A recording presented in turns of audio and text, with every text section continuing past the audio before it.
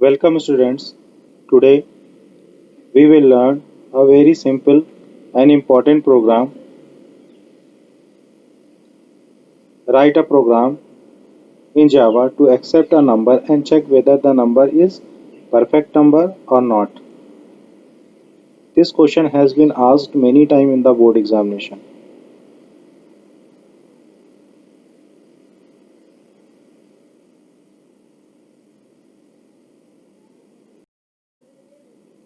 Write a Java program to accept a number and check whether the number is perfect number or not. A number is said to be a perfect if the sum of factors including 1 and excluding the number itself is same as the original number. कोई भी number perfect number तब कहलाता है जिसके factors का सम मतलब 1 को include करके और उस नंबर को एक्सक्लूड करके जो सम आता है अगर वो ओरिजिनल नंबर के बराबर होता है तो उसको हम परफेक्ट नंबर कहते हैं। आइए इसको एक एग्जांपल से देखते हैं। 6 जो है वो हमारा एक परफेक्ट नंबर है। 6 is a perfect number. Factor of 6 is equal to 1, 2 and 3। 1, 2 और 3 जो है वो हमारे 6 नंबर के फैक्टर्स हैं। अगर इनका हम सम करें 1 + 2 + 3 ये ऐड होने के बाद 6 आता है, यानी कि जो नंबर है और उनके फैक्टर्स को सम करने पर अगर वही नंबर मिलता है तो उसको हम परफेक्ट नंबर कहते हैं। आइए इस प्रोग्राम के कोड को समझने की कोशिश करते हैं। Program source code of this program. इस प्रोग्राम को बनाने के लिए सबसे पहले हम एक क्लास को बनाते हैं, public class perfect, where perfect is a class name. उसके बाद हम एक मेन क्लास को बनाते हैं, public static void main string args। अब हम वेरिएबल को डिक्लेयर करेंगे। तो वेरिएबल को डिक्लेयर करने के लिए सबसे पहले हमें एक नंबर चाहिए, उसको हम n से रिप्रेजेंट कर रहे हैं। लूप चलाने के लिए एक वेरिएबल चाहिए जिसको हम i से रिप्रेजेंट कर रहे हैं। और परफेक्ट नंबर को फाइंड करने के लिए एक वेरिएबल चाहिए जिसमें हमें उसके फैक्टर्स का सम निकालना, उसको हम p से रिप्रेजेंट कर रहे हैं और उसकी वैल्यू इनिशियलाइज कर रहे हैं 0। अब हम एक स्कैनर क्लास का ऑब्जेक्ट बनाएंगे। Scanner sc is equal to new scanner system dot in, where sc is a object of the scanner class. अब उस नंबर को यूजर से हमें इनपुट कराना है, तो system dot out dot println enter a number n is equal to sc dot next int. अगर किसी इंटीजर को हम इनपुट कराते हैं तो हम फंक्शन नेक्स्ट इंट का यूज करते हैं। अब हमें उस नंबर के फैक्टर्स को फाइंड आउट करना है। इसके लिए हम एक फाइनाइट लूप फॉर का यूज करेंगे। For i is equal to 1, जहां हमने i की वैल्यू को 1 इनिशियलाइज किया है तो हम कंडीशन इसमें दे रहे हैं i less then n। i less then n का मतलब उस नंबर से एक कम नंबर तक, यानी कि उस नंबर को हम इंक्लूड नहीं कर रहे हैं। i प्लस प्लस उसके बाद if n mod i is equal to 0, यानी कि जो नंबर i की वैल्यू है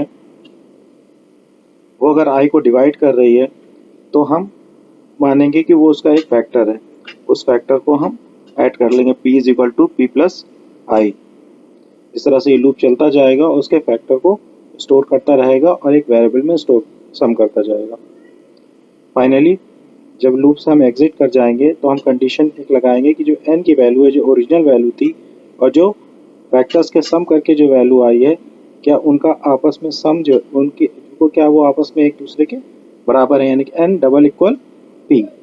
अगर वो बराबर होता है तो एक मैसेज हम डिस्प्ले करेंगे, system dot out dot println n is a perfect number. और अगर ये कंडीशन फॉल्स हो जाती है तो system dot out dot println n is not a perfect number. उसके बाद हम मेन क्लास के कर्ली ब्रेसेस को क्लोज कर देंगे, उसके बाद क्लास के कर्ली ब्रेसेस को क्लोज कर देंगे। होप आपको ये प्रोग्राम समझ में आया होगा। आइए हम लोग इसके ड्राई रन को समझने की कोशिश करते हैं। इस प्रोग्राम को जब हम रन कराएंगे तो सबसे पहले हमसे एक नंबर यूज़र से इनपुट कराएगा n। यहाँ पर हमने n की वैल्यू 6 ले रही है। अब यहाँ पर 6 के लिए हमने एक परफेक्ट नंबर निकालने के लिए एक लूप डिफाइन किया है फॉर, जिसमें i की वैल्यू 1 इनिशियलाइज की है और i के लिए कंडीशन चेक की कि i less than equal to n, यानी कि 6 से एक कम रहेगा। फिर i प्लस प्लस, उसकी बॉडी के अंदर हमने if n mod i is equal to 0, अगर उसको पूरा डिवाइड करता है तो p is equal to p plus 1, यानी कि फैक्टर की वैल्यू को हम p में सम करते जाएंगे। अब होता क्या है इसमें, सबसे पहले हमने i की वैल्यू को 1 इनिशियलाइज किया, फिर उसके बाद हम कंडीशन चेक करते हैं। कंडीशन चेक करने के बाद उसकी बॉडी में एंटर करते हैं। बॉडी एग्जीक्यूट करने के बाद फिर से हम लूप में वापस जाते हैं, i की वैल्यू को इंक्रीमेंट कर देते हैं। फिर से हम कंडीशन चेक करते हैं कि जो बढ़ी हुई वैल्यू है वो क्या लूप कंडीशन को चेक कर रहे हैं। अगर कंडीशन ट्रू हो रही है तो फिर से हम बॉडी के अंदर जाते हैं और फिर से वैल्यू अपडेट करते हैं। ये प्रोसीजर तब तक चलता रहता है जब तक हमारी बॉडी में कंडीशन फॉल्स नहीं हो जाती है। आइए इसके डायग्राम को हम देखते हैं। यहाँ पर सबसे पहले हमने n की वैल्यू 6 ले ली है और i की वैल्यू 1 है, तो 1 लेस देन इक्वल टू 6 यानी कंडीशन ट्रू हो जाएगी। तो हमारी 6 mod 1 is equal to 0 condition true हो जाएगी, यानी कि जो हमारा 1 है, एक फैक्टर है n का, उसको हम p में स्टोर कर लेंगे, p की वैल्यू हमारी 1 हो जाएगी। i इज इक्वल टू 2 के लिए 2 लेस देन 6 कंडीशन ट्रू हो जाएगी, p की वैल्यू हमारी 1 है, 6 mod 2 is equal to 0 condition true हो जाएगी, यानी कि इसका फैक्टर 2 भी एक फैक्टर है, तो p is equal to, p में वैल्यू 1 थी और प्लस 2 मिलकर के 3 हो जाएगा। i की वैल्यू 3 के लिए 3 लेस देन इक्वल टू 6 यानी कंडीशन ट्रू हो जाएगी। 6 mod 3 is equal to 0 condition true हो गया, यानी कि 3 भी उसका फैक्टर होगा, p is equal to 3 plus 3 is equal to 6। i is equal to 4 के लिए फिर कंडीशन ट्रू हो जाएगी, तो 6 mod 4 is equal to 0 condition false हो जाएगी, यानी p की वैल्यू 6 ही रहेगी। i इज इक्वल टू 5 के लिए p is equal to 6 p modulus 5 double equal condition false हो जाएगी, यानी कि p की वैल्यू 6 ही रहेगी। फिर i की वैल्यू 6 के लिए 6 लेस देन इक्वल टू 6, यानी कि कंडीशन हमारी फॉल्स हो जाएगी, यानी कि लूप में नहीं जाएगा। फाइनली हमारे p में 6 वैल्यू ही स्टोर रहेगी।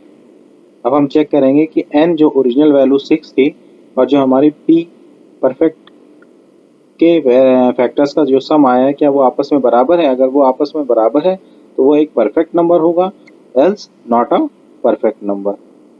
होप आपको ये डायग्राम भी अच्छे से समझ में आ गया होगा। अगर आपकी कोई क्वेरी है तो आप हमको यूट्यूब के कमेंट बॉक्स में कमेंट करके अपनी क्वेरी को पूछ सकते हैं।